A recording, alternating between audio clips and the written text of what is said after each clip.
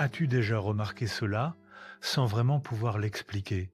Parler à une femme qui a grandi dans les années 90, c'est différent. Pas spectaculaire, pas distante, simplement calibrée.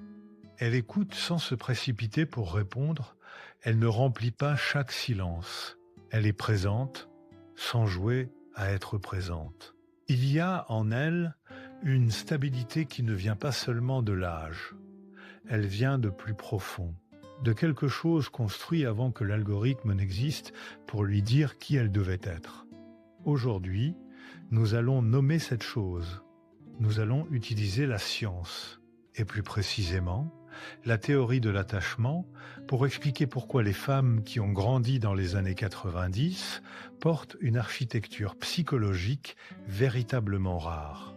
Et pourquoi, dans le monde d'aujourd'hui, cette architecture est plus précieuse que jamais. Les femmes qui ont grandi dans les années 90 occupent une position historique, unique. Elles sont la dernière génération à avoir vécu leurs années formatrices, leurs années d'attachement, leurs années de construction identitaire, dans un monde entièrement analogique. Elles étaient enfants et adolescentes avant les réseaux sociaux, avant le smartphone, avant le défilement infini, avant l'algorithme qui apprend tes insécurités et te les renvoie sous forme de contenu. Elles ont grandi avec les téléphones fixes et les encyclopédies, avec les dessins animés du samedi matin qui s'arrêtaient à midi, avec des amitiés vécues en face à face, en temps réel, sans traces conservées et sans public pour observer. Une chose est claire, l'environnement de l'enfance ne façonne pas seulement des préférences, il façonne le système nerveux lui-même. Il détermine la manière dont le cerveau traite la sécurité, la connexion, la solitude et l'identité. Une fille qui a grandi dans les années 90 a vu son système nerveux modelé par un monde plus lent, moins stimulant et beaucoup plus exigeant en ressources intérieures que celui dans lequel les enfants grandissent aujourd'hui. Et cette empreinte est restée. Une belle empreinte. Il existe un mot que la génération des années 90 connaît intimement et dont les enfants d'aujourd'hui sont systématiquement protégés. Ce mot est l'ennui. Une fille, dans les années 90, s'ennuyait. Vraiment, inconfortablement. Productivement, les après-midi pluvieux sans appareil à saisir, les longs trajets en voiture sans écran intégré, les vacances d'été qui s'étiraient pendant des semaines sans divertissement structuré, et dans cet ennui, quelque chose d'extraordinaire se produisait. Privé de stimulation extérieure, le cerveau se tournait vers l'intérieur. Il commençait à imaginer, à rêver, éveillé, à construire un monde intérieur suffisamment riche pour être intéressant sans aide extérieure. Les neurosciences nous disent que ce mouvement vers l'intérieur n'est pas anodin. Il constitue la base du réseau, du mode par défaut du cerveau. Le système responsable de l'autoréflexion, de l'empathie, de la pensée narrative et du sentiment d'un soi continu. La femme qui a grandi dans les années 90 a exercé ce réseau pendant des années avant qu'un algorithme ne vienne rivaliser pour son attention. Elle sait être seule sans se sentir abandonnée. Elle sait être silencieuse sans se sentir insignifiante. Ce n'est pas un trait de personnalité. C'est un avantage neurologique. La théorie de l'attachement commence par une idée simple. L'enfant qui développe un attachement sécurisé à une figure parentale construit une base psychologique, à partir de laquelle il peut explorer le monde en sécurité. La sécurité ne signifie pas la perfection. Elle ne signifie pas une enfance sans douleur. Elle signifie une expérience suffisamment constante d'être vue, entendue et accueillie. Pour beaucoup de filles ayant grandi dans les années 90, l'attachement était imparfait, mais présent.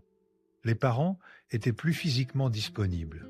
Les amitiés se formaient lentement dans des espaces partagés. Les communautés existaient dans les quartiers, les écoles, les familles élargies, et non derrière des écrans. Cela ne signifie pas que chaque femme des années 90 a eu une bonne enfance. La résilience n'est pas l'absence de traumatisme, c'est la capacité à l'intégrer. Mais l'environnement relationnel de cette décennie offrait des signaux d'attachement plus cohérents que le monde numérique fragmenté qui a suivi. Et ces signaux laissent une empreinte durable. Observe comment une femme qui a grandi dans les années 90 occupe une pièce. Elle ne s'oriente pas vers l'idée d'être observée. Elle ne compose pas son expression pour une caméra inexistante. Elle établit un contact visuel sans stratégie. C'est une présence sans performance. Son identité s'est formée en privé, dans des miroirs sans public, dans des journaux intimes que personne ne lirait, dans des conversations qui ne laissaient aucune trace. Son sentiment d'identité ne dépend pas d'une validation constante. Non pas parce qu'elle ne se soucie pas du regard des autres, mais parce qu'elle a appris qui elle était avant que le monde ne lui demande de le jouer. Elle porte ce que les psychologues appellent un soi narratif, la capacité de tenir son propre récit sans avoir besoin qu'il soit aimé par des inconnus. Il y a une autre dimension à nommer, sa relation au conflit. Les désaccords se vivaient en face à face.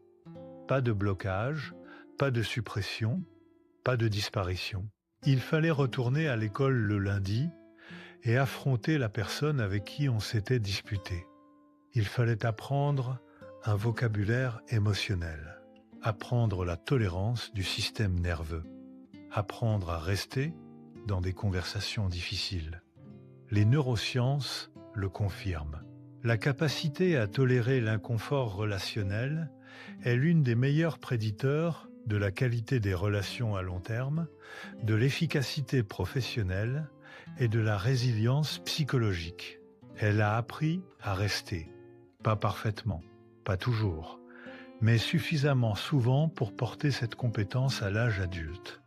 Il existe aussi une différence entre l'amour et l'attachement. L'amour, c'est la chimie, la dopamine, intense, enivrante, temporaire par nature.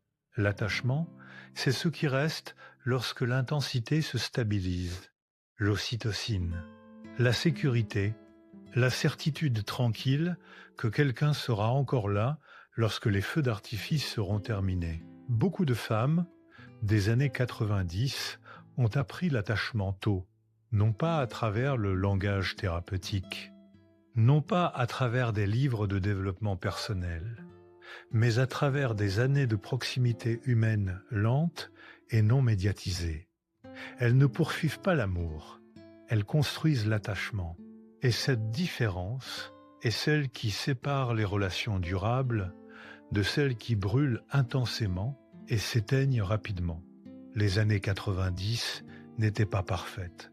Les femmes ont absorbé des messages culturels nocifs sur leur corps, leur ambition, leurs valeurs. Elles manquaient de langage pour parler de santé mentale. Elles manquaient de permission pour être imparfaites en public.